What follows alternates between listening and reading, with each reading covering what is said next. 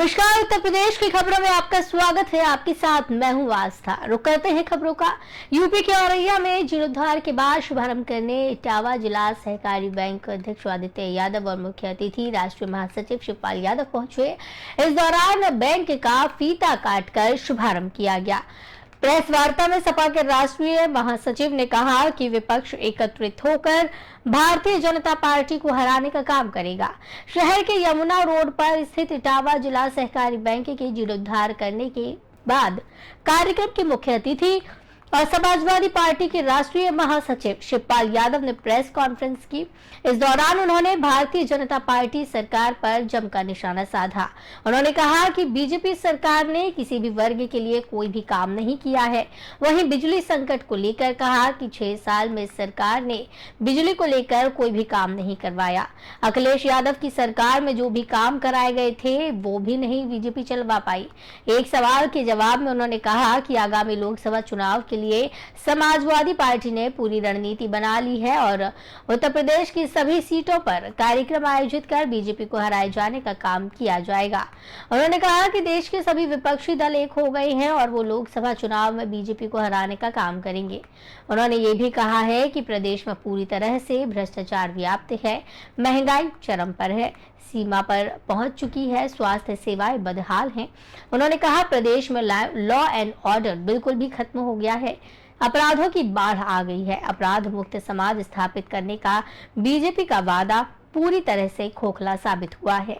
इसके अलावा उन्होंने अन्य मुद्दों पर भी भारतीय जनता पार्टी पर जमकर निशाना साधा।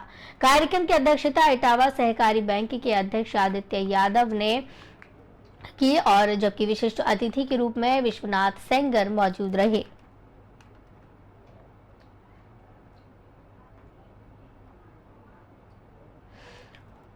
तो आपको बताते चले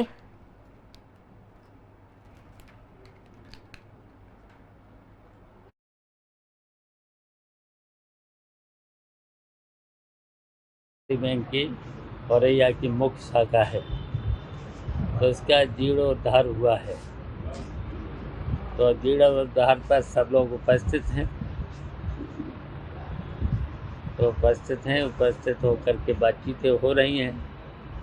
आगामी 2024 के चुनाव को लेकर के क्या आप लोगों की रणनीति? 2024 के चुनाव के लिए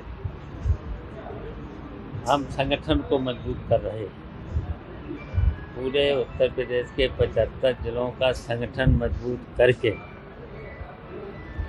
और अपने कार्यकर्ताओं को पूरे सभी 75 जिलों में शिविर लगा करके ट्रेनिंग दे करके फिर 2024 में भारतीय जनता पार्टी को हटाएंगे।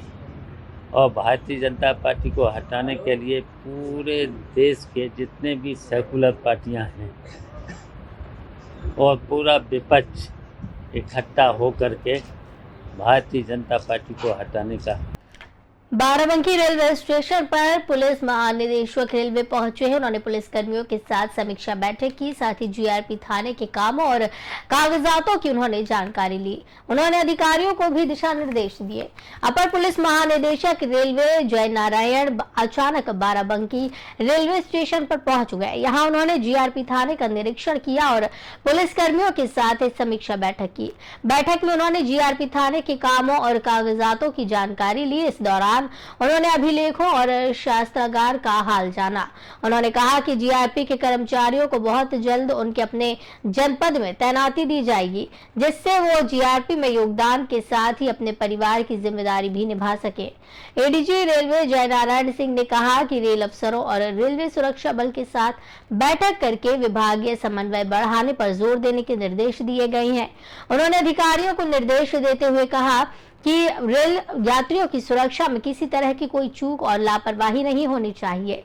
उन्होंने जीआरपी, आरपीएफ और सिविल पुलिस के बीच अच्छा समन्वय बनाने को लेकर अधिकारियों को दिशा निर्देश दिए।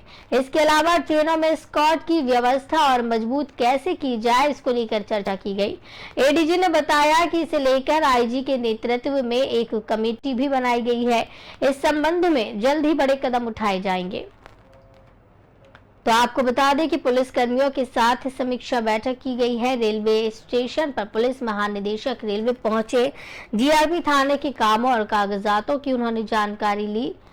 अधिकारियों को दिशा निर्देश दिए गए। आपको बताते चले पुलिस कर्मियों के साथ ये समीक्षा बैठक आयोजित की गई। जीआरपी थानों के कामों और कागजातों की उन्होंने जानकारी ली। साथ ही दिशा निर्देश दिए गए कि यात्रियों की सुरक्षा में कोई कमी नहीं रही जाए और यात्रियों को सुविधाओं में भी कोई कमी नहीं छोड़ी जाए। अपर पुलिस महानिदेशक रेलवे जय नारायण सिंह अचानक ही बाराबंकी रेलवे स्टेशन का निरीक्षण करने के लिए पहुंचे। यहां पर उन्होंने जीआरपी थाने का निरीक्षण किया और पुलिस कर्मियों के साथ समीक्षा बैठक की। बैठक में उन्होंने जीआरपी थाने के कामों और कागजातों की जानकारी ली। इस दौरान उन्होंने अभिलेखों और शास्त्रागार का हाल जाना। उन्होंने कहा कि जीआरपी के कर्मचारियों को बहुत जल्द उनके अपने जनपद में तैनाती दी जाएगी, जिससे वो जीआरपी में योगदान के साथ ही अपने परिवार की जिम्मेदारी भी निभा सके। एडीजी रेलवे जय नारायण सिंह ने कहा कि रेल अफसरों और रेलवे सुरक्षा बल के साथ बैठक करके विभागीय समन्वय बढ़ाने पर जोर देने के निर्देश दिए गए। उन्होंने अधिकारियों को निर्देश दिए कि रेल यात्रियों की सुरक्षा में किसी तरह की कोई चूक और लापरवाही नहीं होनी चाहिए। उन्होंने जीआरपी, आरपीएफ और सिविल पुलिस के बीच अच्छा समन्वय बनाने को लेकर अधिकारियों को दिशा निर्देश दिए। इसके अलावा ट्रेनों में एस्कॉर्ट की व्यवस्था और मजबूत कैसे की जाए, इसको लेकर भी चर्चा की गई। एडीजी ने बताया कि इसे लेकर आईजी के नेतृत्व में एक कमेटी भी बनाई गई है। इस संबंध में जल्द ही बड़े कदम उठाए जाएंगे।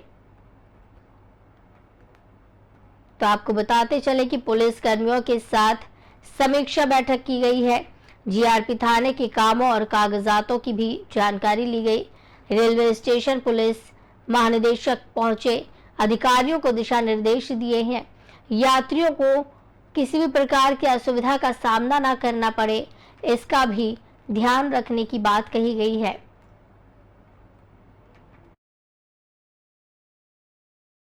जीआरपी और आरपीएफ के बीच में जाते हैं। अभी हमने जो पुलिस के बीच में समन्वय होना चाहिए जाते हैं, उस संदर्भ में जाते हैं। अभी इन लोगों से वार्ता की गई है। इसके अलावा जो एस्कॉर्ट की व्यवस्था जो ट्रेन में होती है उसको कैसे मजबूत की जाए, इस संदर्भ में हमने अभी एक कमेटी बनाई है आईजी साहब के नेतृत्व में।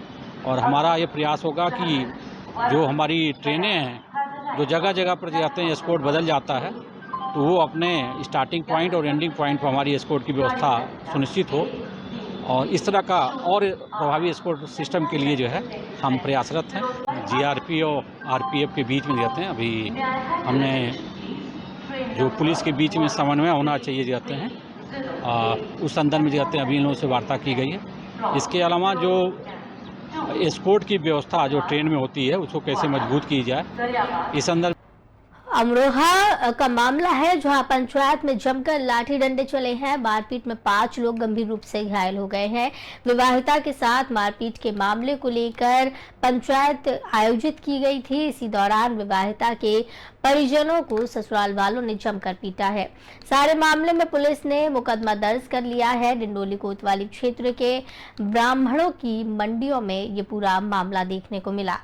तो बता दें कि पंचायत में जमकर लाठी डंडे यहाँ चलते हुए देखे गए हैं। मारपीट में 5 लोग गंभीर रूप से घायल हो चुके हैं। विवाहिता के साथ मारपीट के मामले को लेकर पंचायत आयोजित की गई थी। विवाहिता के परिजनों को ससुराल वालों ने भी जमकर पीटा है। सारे मामले में पुलिस ने मुकदमा दर्ज कर लिया है। इस मामले में पुलिस अब जांच कर रही है। मारपीट में 5 लोग गंभीर रूप से घायल हुए हैं। पंचायत में जमकर लाठी डंडे चले हैं। पंचायत लगाई गई थी। विवाहिता के परिजनों को भी ससुराल वालों ने जमकर पीटा है। इस खबर की ज्यादा जानकारी के लिए संजय हमारे संवाददाता हमारे साथ जुड़े हुए हैं। संजय, अमरोहा से ये पूरी खबर देखने को मिल रही है जहां एक पंचायत लगाई गई थी, महिला की सुनवाई हो रही थी, लेकिन वहां लाठी डंडे चल गए। क्या पूरा मामला है संजय? जी आस्था जी, मैं आपको बता दूं यह मामला डिडोली थाना क्षेत्र के ब्राह्मणों गांव का है, जहां पर शादी हो गई थी। उसी शादी का जो विवाहिता थी उसका फैसले को लेकर वहां पंचायत बिठाई गई थी और पंचायत में लगभग जो लड़की पक्ष की ओर से 20-25 लोग भी आए हुए थे और वहाँ पंचायत चल रही थी, मगर किसी बात को लेकर आपस में अनबन हो गई, जिसको लेकर वहाँ इतना भयंकर युद्ध छिड़ गया कि वहाँ मार पिटाई हो गई, जिसमें 5 लोग गंभीर रूप से घायल भी हो गए। जी। और इस मामले में पुलिस का क्या कुछ कहना है? क्या 5 लोग इसमें जो घायल हुए हैं, जिन्होंने मारपीट की है, उन्हें पकड़ा गया है? देखिए आस्था जी, मैं आपको बता दूं, जो डिडोली थाना कोतवाली क्षेत्र की पुलिस है वो वहां मौके पर पहुंच गई है और मौके पर पहुंचने के बाद जो 5 गंभीर रूप से घायल थे उनको नजदीकी सामुदायिक स्वास्थ्य केंद्र में भर्ती करा दिया गया है और जो उन 5 के तरफ से जो तहरीर दी गई है उस पर जांच कर कार्रवाई करने की बात थाना अध्यक्ष ने कही है। जी। और घायलों का क्या कुछ कहना है इस मामले पर? देखिए आस्था जी, अगर घायलों की बात की जाए तो घायल जो है उनके काफी चोटें आई हैं और वह नजदीकी सामुदायिक स्वास्थ्य केंद्र में भर्ती हैं और उनका इलाज चल रहा है और उसी मामले में पुलिस भी पूर्ण रूप से जानकारी में लगी हुई है और आगे की कार्रवाई उनकी तहरीर के आधार पर की जाएगी। जिस तरह वो तहरीर देना चाहेंगे लड़की पक्ष के, उसी आधार पर तहरीर देकर कार्रवाई की जाएगी और जांच अभी जारी है। जी। कहा यह भी जा रहा है कि ससुराल जनों ने परिवारजनों के साथ भी मारपीट की है महिला के। हाँ, मामला ये जो है मामला डिडोली थाना कोतवाली क्षेत्र का है, जहां पर दोनों ओर से ही विवाद बढ़ा था और दोनों ओर से ही मारपिटाई की गई है। मगर देखने वाली बात यह है कि जो लड़का पक्ष है वह है उनकी ओर से 5 लोग गंभीर रूप से घायल हो गए हैं। उनका आरोप है कि उन्हें वहां बात करने के उद्देश्य से बुलाया गया था और उनके साथ पत्रता चालू कर दी और उसके बाद ही वहाँ लाठी डंडे चालू हो गए और वहाँ जो है उन्होंने प्लान के द्वारा उनको मारपीट करके वहां से फरार हो गए। जी। चलिए, बहुत बहुत धन्यवाद आपका इसकी ज्यादा जानकारी देने के लिए। तो आपको बताते चले कि पंचायत में जमकर लाठी डंडे बरसे हैं और जिस तरीके का यह मामला देखने को मिला है, 5 लोग घायल हुए हैं।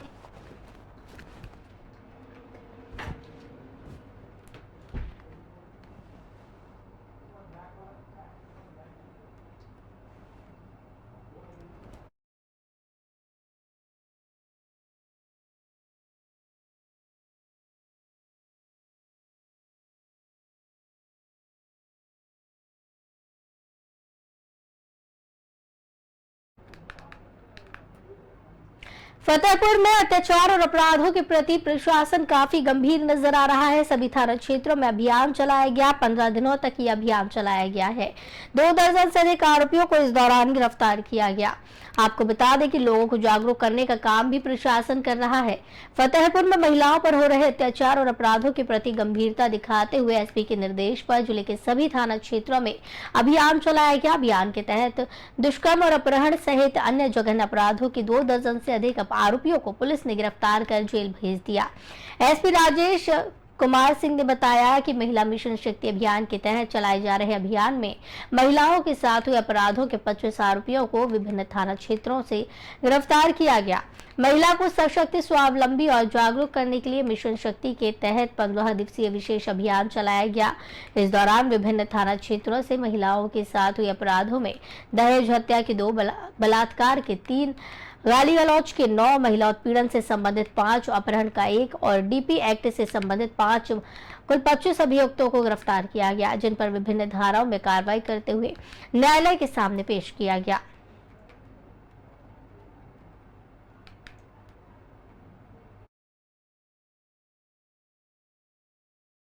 शासन द्वारा 15 दिन का महिला सशक्तिकरण का अभियान चलाया जा रहा है, जिसके तहत आज महिलाओं से संबंधित अपराधों में दहेज हत्या, रेप, अपहरण, मार पीट, छेड़खानी से संबंधित विभिन्न थानों में 25 अभियुक्त गिरफ्तार किए गए हैं। शासन द्वारा 15 दिन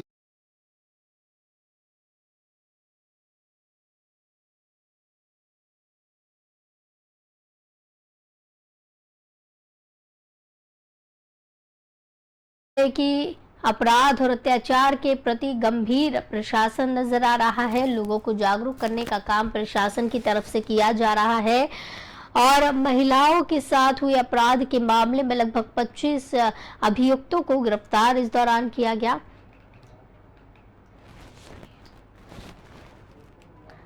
तो बताते चले कि सभी थाना क्षेत्रों में अभियान चलाया गया। 15 दिनों तक ये अभियान चलाया गया है और इसी अभियान के तहत 25 अभियुक्तों को गिरफ्तार किया गया, जिन पर विभिन्न धाराओं में कार्रवाई की गई।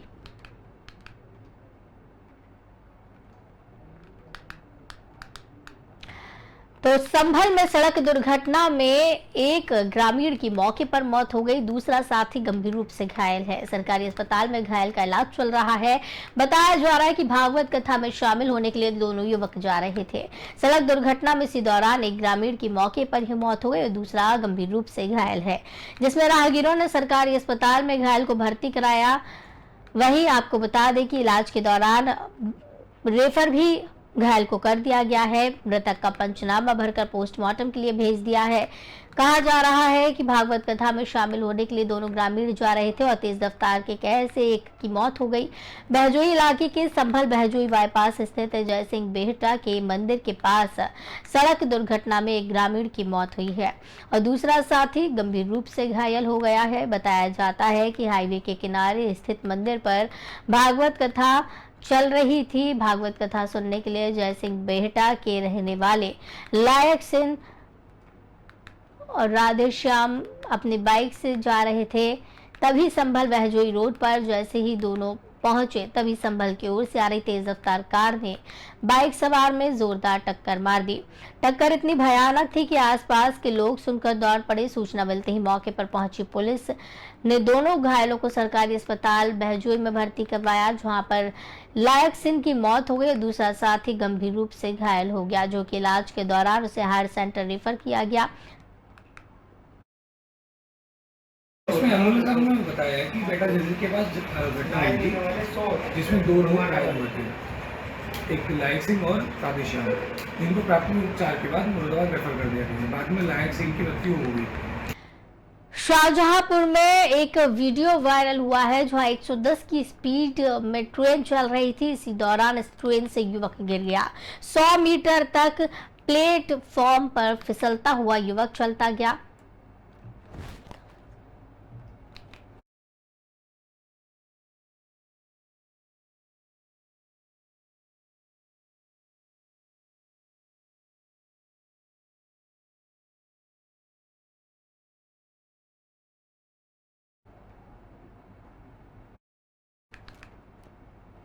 सीतापुर में जलभराव होने के बावजूद भी फरियादियों की शिकायत सुनते हुए एसपी नजर आए हैं। जलभराव के बाद भी समस्याएं सुनते हुए एसपी देखे गए। पुलिस अधीक्षक घुले चंद्रभान और सीओ सदर राजू साहब जो लबालब जलभराव में भी फरियादियों की शिकायत सुनते नजर आए।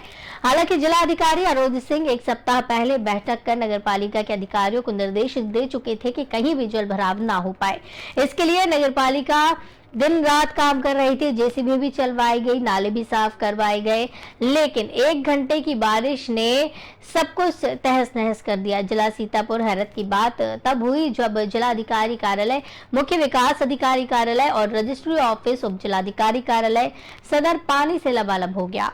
यहाँ पर आपको बता दें कि बरसों से शहर के नालों पर दुकानदारों का कब्जा है, अतिक्रमण यहाँ पर किया हुआ है, जिसकी वजह से नाले दुरुस्त नहीं हो पा रहे हैं। इसके परिणाम के बाद ही सीतापुर ट्रिपल इंजन सरकार की पोल खोलता हुआ नजर आ रहा है। इस खबर की ज्यादा जानकारी के लिए सतीश जायसवाल हमारे संवाददाता जुड़े हमारे साथ।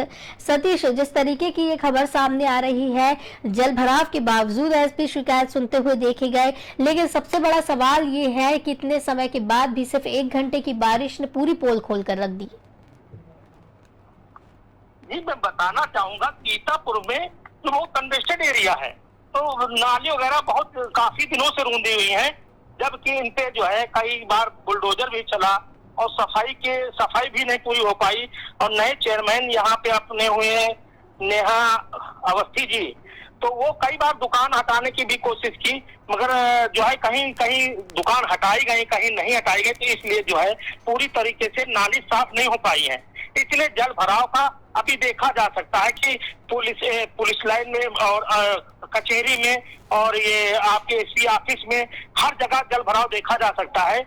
कि आप एसपी ऑफिस में देख सकते हैं किस तरीके से जल भराव है, और जहाँ पे वहाँ फरियाद लेके आ रहे हैं लोग, तो वो कैसे आप लोग देख रहे चल रहे हैं कि कैसे वहाँ तक पहुँच रहे हैं, मगर फिर भी वहाँ पे जल भराव के कारण पे कोई सुनवाई नहीं हो पा रही है। लेकिन सवाल ये खड़ा होता है कि जब निर्देश दे दिए गए थे, बैठक हो चुकी थी, उसके बाद भी इस तरीके की स्थिति बनी। बिल्कुल, बैठक भी हुई, इसके पहले एक हफ्ता पहले बैठक हुई थी कि इसको जो है शहर को कैसे साफ और दुरुस्त किया जाए। उसके बावजूद भी इसका जो है प्रशासन पे और उनको अधिकारियों पे कोई असर नहीं पड़ रहा। मगर जब ये 1 घंटे की बारिश में सबकी पोल खोल दी, पूरी नगर पालिका को देखा जाए कि ये कहीं ना कहीं हर जगह यही समस्या आ रही है कि कहीं मोहल्ले में भर रहा है, कहीं ऑफिस में भर रहा है, यही समस्या देखी जा सकती है। चलिए, बहुत बहुत धन्यवाद हमारे साथ जुड़ने के लिए सतीश, और ज्यादा जानकारी के लिए। तो आपको बताते चले कि यहाँ पर सरकार की पोल खुलती हुई भी नजर आई है, बैठक की गई, निर्देश दिए गए, उसके बाद भी स्थिति जस की तस बनी हुई है।